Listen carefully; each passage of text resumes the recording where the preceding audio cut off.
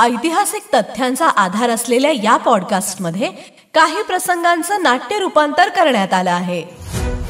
निश्चयाचा महामेरू, बहुत जनांसी आधारू, अखंड स्थितीचा निर्धारू, श्रीमंत योगी. नमस्कार, मी RJ प्रतीक. निश्चयाचा महामेरू या ऐतिहासिक पॉडकास्ट मध्ये तुमच्यासाठी घेऊन आलोय छत्रपती शिवाजी महाराजांचा धगधगता इतिहास. आणि आज आपण ऐकणार आहोत आदिलशाहीचा दुसऱ्या आक्रमणाचा बेत. आजवर शिवाजी राजांचा बंदोबस्त करणारी आदिलशाही शिवाजी राजांच्या आक्रमणापासून आपण कसे वाचू याचाच विचार करत होती. घाबरलेल्या आदिलशाहीने मोगलाईकडे आता धाव घेतली. मदतीची याचना करणारे शाही पत्र घेऊन विजापूरचे स्वार दिल्लीकडे रवाना झाले. कोकण आणि खुद्द विजापूर या मुलखात शिवाजी राजांनी उठवलेल्या या धुमाळीनं आदिलशाही घाबरून गेली. आता आदिलशाहीनं आणखीन एक मोहीम आखली. वाईवरून पळून गेलेला अफजल खानाचा मुलगा फाजल खान सूड घेण्याच्या संधीची वाटच बघत होता. फाजल खान आणि रुस्तुम जमा यांच्या आधिपत्याखाली दुसरी मोहीम रचली गेली. आदिलशाहीचे सरदार सादत खान, फत्ते खान, संताजी घोरपडे, सर्जेराव घाटके हे सुद्धा या मोहिमेमध्ये आता सहभागी झाले होते. इकडे राजांना या मोहिमेची चाहूल लागली आणि राजांनी आपले पुणे भागातले नवे सरदार तातडीने बोलावून घेतले आणि पन्हाळ्याचा बंदोबस्त मजबूत केला. नेताजी पालकरांना आपल्यावर चालून येणाऱ्या सैन्याला उधळून लावून देण्याचे हुकूम राजांनी सोडले. राजांच्या जवळ त्यावेळी हिरोजी इंगले, भीमाजी वाघ, सदोजी पवार, गोधाजी जगताप, महाडिक हे सरदार होते. त्यांच्या मदतीला नुकतेच स्वराज्यात सामील झालेले जाधव, पांढरे, खराटे पितापुत्र व सिद्धी हिलाल हे सुद्धा होते. येणाऱ्या शत्रूचा अंदाज काढत नेताजी पालकर ही राजांना सामील झाले.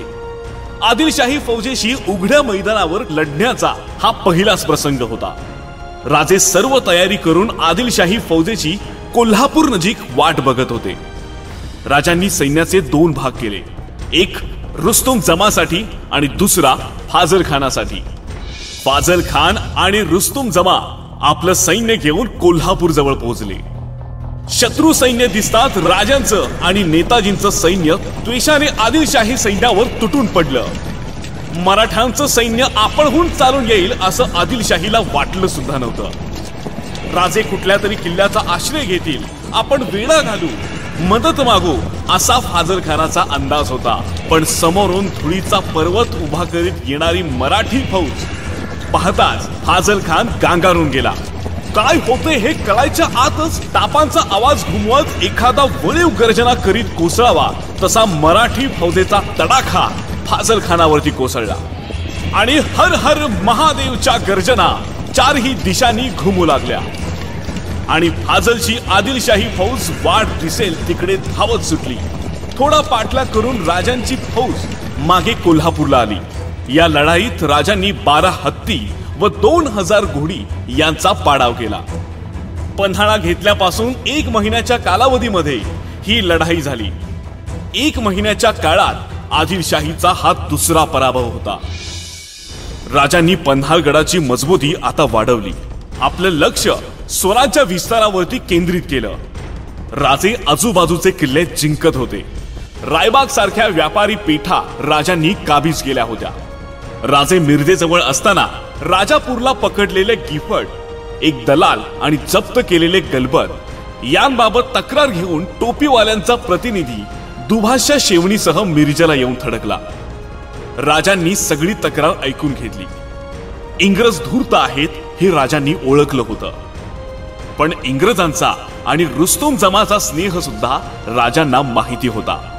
रुस्तुम जमा फोंडा काबीज करून राजांच्या विरुद्ध उभा टाकलेला कुडाळ सावंतांचा आदिलशाहीच्या वतीने समाचार घेत आहे हे राजांना माहिती होतं. पण राजांनी उदारपणे गिफटला आणि दलालाला सोडून दिले. पण हे करत असताना त्यांनी इंग्रजांकडून लेखी करार करून घेतला. इंग्रजांनी जंजिरा सिद्धीला मदत करू नये आणि केव्हाही राजांच्या विरुद्ध उभा ठाकणाऱ्या शत्रूला मदत करू नये अशी महत्वाची 2 कलमं त्याच्यामध्ये होती.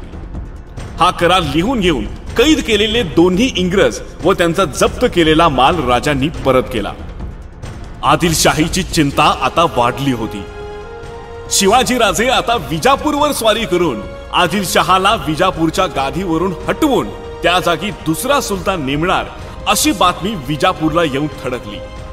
विजापूर दरबारामध्ये आता खलबत सुरू झाली आणि अली आदिलशहाने कुर्नूलचा पराक्रमी सरदार सिद्दी जोहर याच्याकडे धाव घेतली. राजेंच्या शौर्यगाथेचा इतिहास ऐकण्यासाठी ऐकत रहा निश्चयाचा महामेरू.